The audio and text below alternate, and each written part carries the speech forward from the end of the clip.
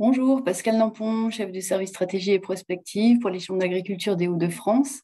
Les négociations sont en cours avec l'Europe, donc ces données sont encore susceptibles d'évoluer. La structure de notre premier pilier, nous l'avons évoqué tout à l'heure. Donc, pour rappel, voici les 5 points que nous allons revoir dans le détail. Arrive également un programme opérationnel qui permettra de donner un coup de pouce aux protéines végétales pour les groupements de producteurs qui voudraient s'y attacher. Donc globalement, la structuration du premier pilier demeure, le volume global diminue légèrement. On a une baisse de 2% de ce premier pilier qui est lié essentiellement à la convergence intra-européenne.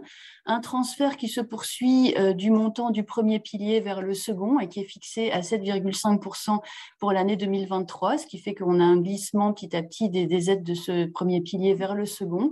Et donc la modification importante, vous voyez là en année 2019, la part du DPB qui représentait 44% des aides du premier pilier.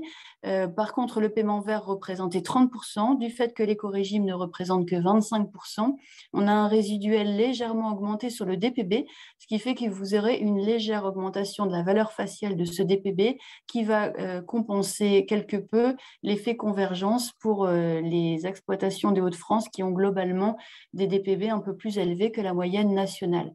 Là, on fait un zoom sur les aides couplées. Donc, vous voyez la part des aides couplées végétales qui est représentée ici en jaune qui va augmenter.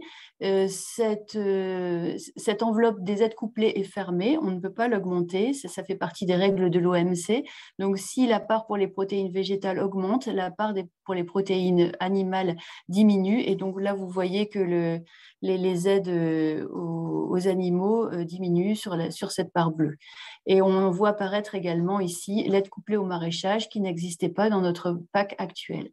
Ce DPB qu'on va appeler DPB nouveau, vous en avez déjà vu la grande partie de la convergence depuis le passage des DPU en DPB. Donc là, ici, on voit l'année 2014. La grande partie de la convergence donc, qui consiste à rapprocher vos DPB de la valeur moyenne nationale a été faite jusqu'en 2019, puisqu'en 2019, on a atteint 70% de convergence. Vous avez ici sur la cible la moyenne d'un échantillon qu'on a pris des Hauts-de-France et qui se rapproche désormais fortement de la moyenne nationale. Malgré tout, si vous avez encore des DPB supérieurs à la moyenne, vous allez voir cet effet convergence déjà à partir de 2025, puisque la moitié de l'effort de convergence va devoir être réalisé. Et enfin, en 2026, l'écart à la moyenne ne va pas pouvoir dépasser 85%. Enfin, tous nos DPB vont être à moins de 85% d'écart de la moyenne nationale. Mais le gros effort a été fait, ce sera moins marqué que ce que vous avez déjà connu là.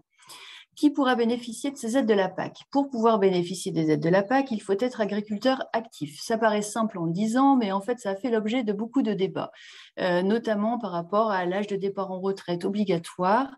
L'État aurait été tenté de dire qu'à partir de cet âge de 67 ans, il était impossible de toucher des DPP. Bon, finalement, il a été convenu qu'un agriculteur qui ne prenne pas sa retraite à partir de 67 ans puisse continuer à toucher des DPB à condition qu'il ne soit pas double actif et qu'il n'ait pas déjà liquidé une de ses activités pour faire valoir ses droits à la retraite sur une de ses activités. Donc, dans la mesure où on est encore en activité totale à partir de 67 ans, à partir de 67 ans, on pourra continuer à percevoir des DPB.